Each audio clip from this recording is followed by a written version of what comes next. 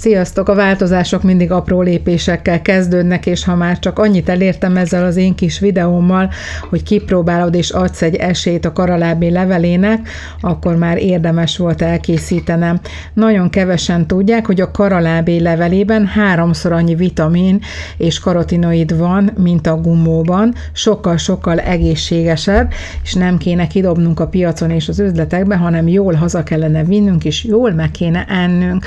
Rengetegféle ételt lehet vele készíteni, amellett, hogy betesszük a levesbe, meg is lehet tölteni, főzelékbe, smoothie-kba, salátákba is kiváló, úgyhogy ma ennek a karalábénak a teljes mennyiségű levelét bele fogjuk tenni a levesünkbe, a többi finom zsenge tavaszi hozzávalóval együtt. 2 evőkanál olajjal indítunk, ez lehet kókuszolaj vagy bármilyen növényi olaj, rádobjuk a felkarikázott újhagymát, mehet rá a megtisztított répa, amit szintén ugye felkarikáztunk, karalábé kocka és a brokkoli szár, ami nekem most volt maradékban, ez nem muszáj rátenni, 1 teáskanál só, elkeverjük, már szépen serceg az olajon, és mehet rá a karalábé levele, amit előzőleg alaposan megmostunk, csak azokat a leveleket vágjuk bele, amik szép zöldek és egészségesek, és nem kell izgulni, a szárát is egész nyugodtan beletehetjük, nagyon finom, ugyanolyan íze van, mint a gumónak.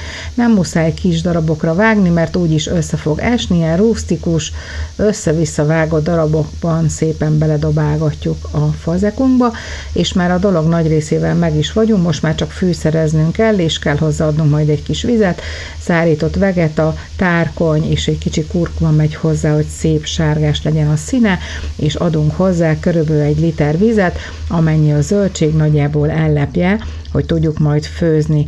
Amikor felfort, visszavesszük a lángot közepesre, és 10 percig fedő alatt puhára főzzük, tényleg csak pár perc kell neki, hiszen tavasziak és zsengék, és ezután adjuk csak hozzá a borsót, mert nem szeretnénk, hogyha a borsó elveszíteni a szép zöld színét. Most én mirelit borsót használtam, de természetesen használhatunk hozzá frisset is, és tényleg csak 5 perc kell neki, mert pillanatok alatt megvan, és így csodálatosan szép és izgalmasan zöld lesz a színe a levesünkben a borsónak.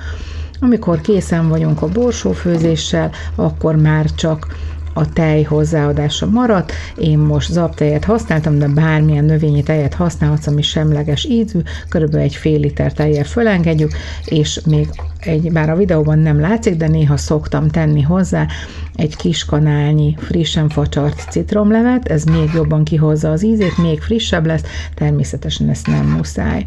És készen is vagyunk, tálalhatjuk, és megkóstolhatjuk a karalábé levével elkészült finom zsenge tavaszi levesünket.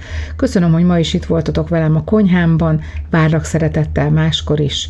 Sziasztok!